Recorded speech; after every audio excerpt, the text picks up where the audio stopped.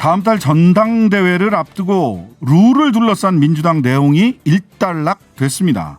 오늘 열린 민주당 당무위원회에서 비대위가 뒤집은 전당대회 준비안을 상당 부분 반영하면서 전대룰을 확정했는데요. 비대위의 전대룰을 강도 높게 비판했던 분이죠. 더불어민주당 김용민 의원과 자세한 내용 짚어보겠습니다. 의원님 나와 계시죠? 네, 안녕하세요. 김용민입니다. 네. 자, 오늘 당무위원회에서 비대위안을 대체로 그대로 추인하지 않겠느냐. 당무위원회 구성을 봤을 때 이런 예측들을 민주당 사정을 좀 아는 분들이 많이 얘기를 했는데 어제까지만 해도 네. 비대위안 수정했습니다. 비대위 네, 그 전당대회 안을 전당대회 준비위원회 안을 많이 반영을 했어요. 이렇게 결과가 예측과 달라진 결정적인 이유가 뭘까요? 뭐 여러 가지가 있겠지만 가장 결정적인 이유는 당원들의 적극적인 활동과 행동이었다고 저는 생각을 해요. 네. 당원들이 지금 이제 사실 전준위 안에 대해서도 당원들은 많이 부족하다라고 평가를 하고 있었는데 예. 그럼에도 불구하고 그마저 후퇴하고 있었던 비대위 안에 대해서 당원들이 매우 크게 반발을 했고 네. 그래서 뭐 밤샘 집회를 하거나 아니면 또 뭐 오늘 같은 어제 오늘 사이에 그 전당원 투표를 청구하는 서명을 긴급하게 좀 상당히 많은 분들이 한 7만여 분 정도의 서명이 있었거든요. 네네. 그런 식으로 적극적으로 집단적인 어떤 그 반발을 했던 게 가장 중요한 결정적인 원인이었다고 생각합니다. 사실 그거 말고도 한두 가지가 더 있긴 한데요. 네네. 뭐가 있을까요? 예를 들면은 네. 국회의원들이 어제 그 반대 기자회견을 했고 거기 한 61명 정도의 의원들이 동의를 했어요. 네. 그래서 상당히 많은 수의 의원들이 공개적이고 집단적으로 반대 의사를 표시했다라는 점도 지금 비대위에는 상당히 부담스러운 일이고 당무위에서 역시 마찬가지 부담스러운 상황이었고요. 네. 또 하나는 전준위 위원장이 사퇴 안규백 전준위 위원장. 예. 맞습니다. 그렇게 강력하게 반발하면서 전준위 위원이 비대위에서 갑자기 바뀐 것에 대해서 문제 제기를 했거든요. 그래서 절차상의 문제까지 이렇게 드러난 것처럼 비춰졌기 때문에 당무위나 아니면 비대위에서 이 부분을 그대로 가기는 어렵다라고 판단하고 수용한 게 아닐까 싶습니다. 당원, 국회의원 아까 보니까 마지막에 63명까지 올라갔더라고요. 예, 63명까지. 처음에 30명대로 시작을 해서 맞습니다. 63명까지 늘어났고 그다음에 안규백 위원장 이게 세 가지 안규백 위원장의 사퇴까지 이제 세 가지 요인이 당무위원회 결정을 예상외로 당무위원회에서 그냥 뭐 비대위원 그대로 수용하고 끝날 가능성이 높은 거 아니냐 많이들 그렇게 예측을 했었거든요. 근데 바뀌었는데 자 언론에서는 친명 대 비친명 내지는 친문 대 친명 사이의 당권 경쟁이다. 결국은 이렇게 본질을 분석을 하고는 합니다. 이렇게 본질을 분석할 수 있을까요? 저는 개인적으로는 동의하기 어렵습니다. 네. 물론 이제 당권 경쟁으로 인식하는 분들 혹은 그 전제하에서 말씀하시는 분들이 많이 존재하긴 하는데 네. 본질은 당원들이 지금 당내 민주화를 투쟁해서 쟁취해가는 과정이 본질이거든요. 네. 그동안 민주당이 오히려 민주라는 이름을 쓰고 있지만 당내 민주화가 제대로 이루어지지 않고 당원 중심이 당원이 주인이 되는 당이 아니었다라는 비판들이 끊임없이 제기돼 왔는데 네. 이번 전당대회에서는 그 의지를 관철시키려고 하는 그런 행동들이나 의사표명들이 아주 크게 에너지가 크게 많이 생기고 있거든요. 그래서 그걸 관철시키는 과정들이 가장 본질적인 문제이고 중요한 문제이고 그 과정에서 뭐 일부 이제 그 말씀하신 것처럼 당내 어떤 당권 경쟁처럼 비춰지거나 그렇게 인식하는 모습들이 보일 수는 있죠. 근데 그건 저는 본질은 아니라고 생각하고 있습니다. 네. 어제 뭐 이동영 작가는 이런 룰을 둘러싼 갈등에 대해서 결과적으로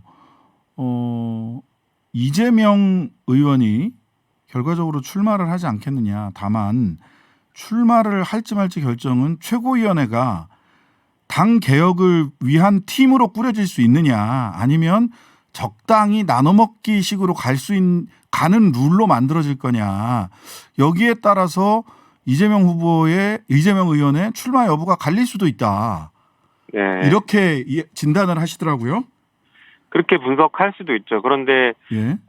말씀드린 것처럼 그것은 어떻게 보면 이제 그 현상들인 것 같고 네. 당원들이 지금 요구하고 예를 들면 이재명 후보가 나가야 된다라고 요구하고 이런 여러 가지의 과정들을 보면 네. 민주당이 완전히 새로운 정당이 돼야 되고 새로운 노선을 가지고 가야 된다, 개혁해야 된다라는 취지이고 네. 그 개혁의 중심에는 우리 당원들이 중심이 돼서 개혁하겠다라는 것을 아주 강하게 요구하고 있거든요. 네네. 그래서 그것들이 관철되는 과정이 훨씬 더 중요한 것이고 그게 지금의 어떤 전당대회 룰 이런 것들을 이끌고 가는 힘이라고 봅니다. 네.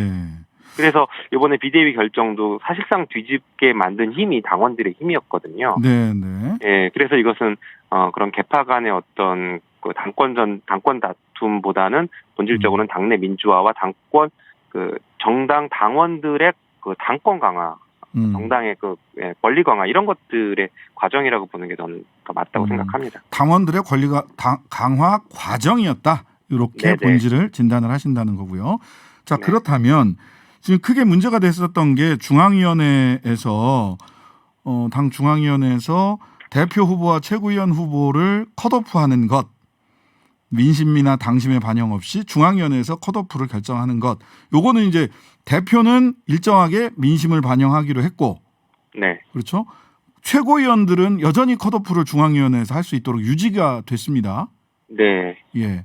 그 다음에 최고위원 선출에 있어서 권역별로 무조건 1인 2표인데 권역별로 무조건 한 표는 찍어야 된다. 요 안은 아예 그 상정이 안 돼서 예. 네, 맞습니다. 결과적으로는 1인 2표 요렇게 지금 최고위원 선출 방식이 정돈이 된 거죠?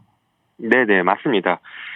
그 말씀 주신 것처럼 그래서 컷오프 규정을 당대표랑 최고위원으로 지금 나눠놨거든요. 네네.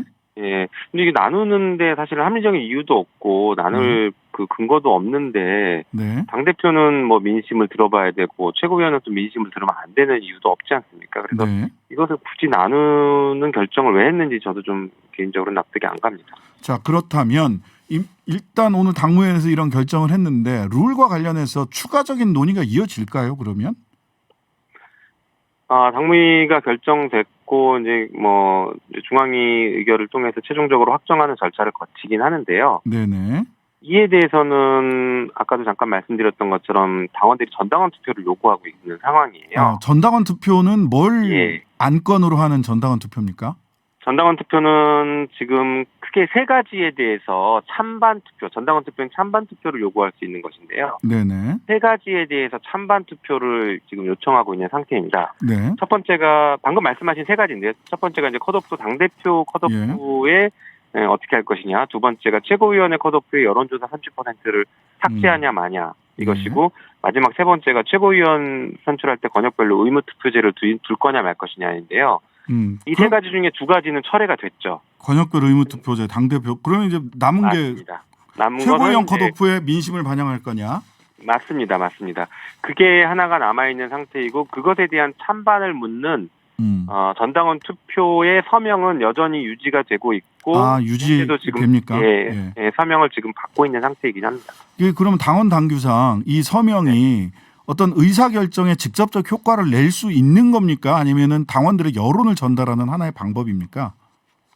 그 두 가지 다 의미를 가지고 있는데요. 네. 실제 우리 당원 당규상으로는 전당원 투표를 요구하면 당에서 요건을 갖춘 경우에 전당원 투표에 붙여야 됩니다. 의무적으로 붙여야 되는 것이죠. 네네. 그래서 그런 요건을 따라서 가는 트랙이 하나 있고 거기까지 안 가더라도 전당원의 그 결집된 의사를 지도부가 확인해서 굳이 전당원 투표 안 가더라도 이게 의사구나라고 확인해서 거기에 따라서 의사결정을 변경하거나 뭐 정하는 이런 방식들을 정치적으로 이제 판단해서 처리하는 것이죠. 그럼 권리당원의 몇 퍼센트가 돼야 실질적으로 그 법규상의 효력을 발휘합니까? 전당원 투표. 네, 당규상으로는 권리당원의 10%가 요구를 발의를 할 수 있도록. 그러면 무조건 전당원 투표를 해야 되는 거예요? 네, 다만 그 절차 같은 것들이 당규에 아직 명확하게 규정이 안 돼 있어서 네네. 몇 가지 좀 어려운 점들이 있고 음. 또 한편으로는 사실 전당원 투표를 요구해서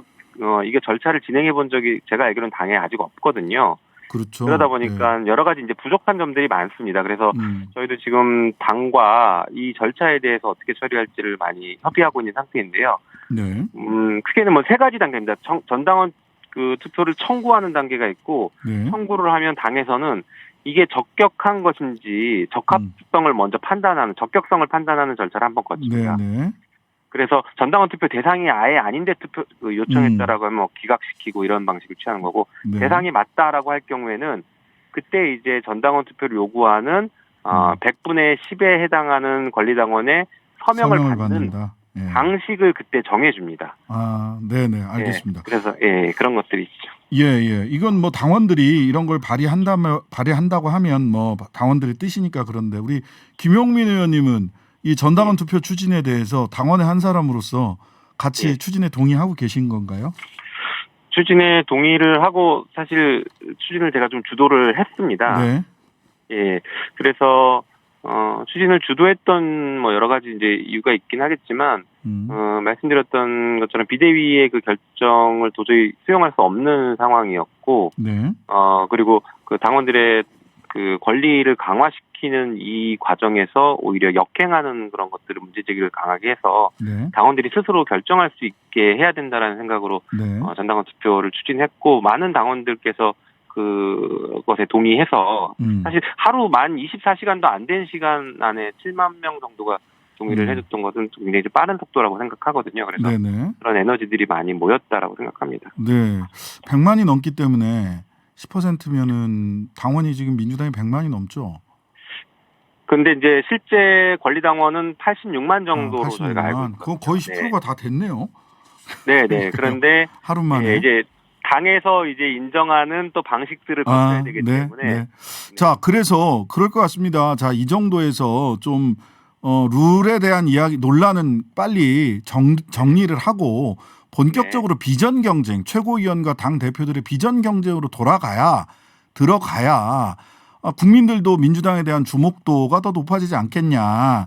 당원들에게는 매우 중요한 문제이겠으나 뭐 그 제1야당으로서 민생과 비전 경쟁으로 들어가려면 룰과 관련된 거는 이쯤에서 좀 정돈해야 되는 거 아니냐라는 의견도 있더라고요. 네네네. 어떻습니까? 이거 전당원 투표 끝까지 가는 겁니까? 이제 방금 말씀하신 그 부분 저도 동의하고요. 네. 그런 의미에서 지금 당대표 후보로 나온 분들이 그 책임론 공방을 할 게 아니라 비전에 대해서 제시를 하면서 그런 논의를 이어가는 게 저는 바람직하다고 생각하고, 네네. 한편으로는 그 전당원 투표 이 문제는 지금 당원들이 계속 그 강하게 요구를 하고 있는 상태여서, 네네. 이 부분은 당원들의 요구가 받아들여질 때까지는 계속 진행을 할 계획인데요. 네네. 그 과정에서 아까 말씀드린 것처럼 정치적으로 지도부가 좀 수용하는 모양새를 취하면은 좀 빠르게 수습될 수도 있다고 생각합니다. 그래서 당원들에게 책임이 있는 게 아니라 지금 비대위와 당 지도부에 사실은 이 문제에 대한 해결의 책임이 있는 것이죠. 어쨌든 이 당원 투표를 제기한 당사자로서 이 문제에 대해서 어쨌든 정치적으로 어떻게 또 출구 전략을 어떻게 가져갈 건지에 대한 고민도 깊으시리라는 생각이 드네요. 또 지혜로운 출구 전략이 나오기를 기대하겠습니다. 자, 박지원 전 비대위원장의 당대표 출마 자격이 없다라고 하는 유권에서 그리고 당무위원회 안건으로 올리지 않은 것에 대해서 박지원 전 비대위원장 굉장히 비판을 했어요. 저를 자리에 욕심 있는 사람으로 만들지 말라. 민주당이 구멍가게 수준으로 일을 처리하지 말라. 원칙을 지키라. 지금 일처리 방식이 구멍가게 수준이라고 하는 비판인데 이러한 비판 어떻게 보시는지 첫 번째. 두 번째. 철험회 우리 김용민 의원 이렇게 주도하고 있는 철험회를 강성 팬덤 정치의 상징으로 지금 보고 계신 것 같아요. 박지원 전 비대위원장. 철험회 회원으로서 또 철험에 대한 이런 비판 어떻게 보시는지 두 가지 말씀 좀 해 주시죠. 예. 사실 뭐 크게 대응을 할 필요가 있을까 싶은 생각이 드는 뭐 지점들이긴 한데요. 네. 그래도 뭐 질문을 하셨으니까 짧게 말씀드리면은 네. 박지원 전 비대위원장은 평당원이기 때문에 다른 네. 당원들이랑 똑같이 당에 기여하고 그리고 그 당 내에서 경쟁하면서 본인이 하고 싶은 일들을 해나가는 그런 기회를 갖는 게 맞지 네. 본인만 그렇게 특별하게 대우를 하는 게 맞지 않거든요. 그게 네네. 공정하지도 않고 상식도 아니기 때문에요. 네. 그런 것은 오히려 매우 부당한 주장이다라고 생각합니다. 그리고 뭐 철험에 대해서 주장하는 것들도 동의하기 어렵고 강성 팬덤이 아니라 지지층이 요구하는 것들에 잘 호응하고 소통하는 사람들을 강성 팬덤과 같이 간다라고 표현하는 것도 매우 저는 부적절하고 잘못된 인식이다라고 생각하고 있습니다. 네. 자, 최고위원에 출마하고자 하는 분들이 쭉 이제 거론이 되고 있습니다. 뭐 서영교, 김남국, 고민정, 양이원영, 이수진, 이탄희 의원 등 개파 막론하고 10여 명 언급되고 있고 호남 지역목 최고위원 후보로는 송갑석, 김승남 의원 등이 거론되고 있는데 김용민 의원님은 출마 안 하십니까? 예, 저는 출마 생각 없습니다. 네, 그러시군요. 예, 바로 직전에 최고위원을 했기 때문에요. 네네. 네, 출마 생각이 없습니다. 지금 라인업과 현재의 제도로 보았을 때 네. 당 개혁, 이재명 의원이 당대표 출마 여부에 대한 마지막 고민이 당을 개혁할 수 있는 최고위원회를 구성할 수 있느냐라는 것이다 라고 이제 이동영 작가는 예상을 하던데 그 기준을 제시를 하던데 지금의 라인업과 지금의 룰로 당 개혁을 위한 최고위원회 구성이 가능하다 이렇게 보시나요? 매우 어려운 것 같은데요. 일단 저는 쉽지는 않을 것 같다는 쉽지 않다. 생각을 합니다. 예. 예. 아무래도 중앙위에서의 컷오프가 네. 그게 통과하는 게 쉬운 문제는 아니거든요. 네, 네. 그래서 그런 문제 때문에 쉽지는 않을 것 같다라는 생각이 들어요. 근데 한편으로 저는 그 이재명 의원이 당대표 출마 여부를 고민하는 것에 있어서 뭐 개혁적인 최고위원이 꾸려질 것이냐 아니냐를 놓고 크게 저울질하고 있을지에 대해서는 약간 의구심이 있고요. 의구심이다. 예. 예, 오히려 네.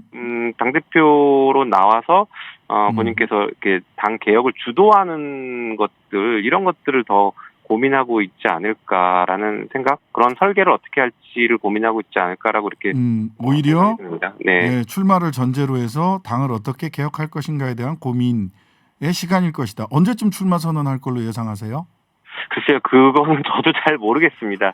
아마 예. 근데 다른 그 경쟁 후보들이 출마 선언을 뭐 연달아서 하고 있고, 네네. 그다음에 이제 룰이 어느 정도 좀 정리돼가는 과정이기 때문에 네. 곧 결정하고 발표를 하지 않을까라고 뭐 예상은 하고 있습니다. 네. 자, 오늘 말씀은 여기까지 듣겠습니다. 지금까지 더불어민주당 김용민 의원이었습니다. 네, 감사합니다. 네, 감사합니다.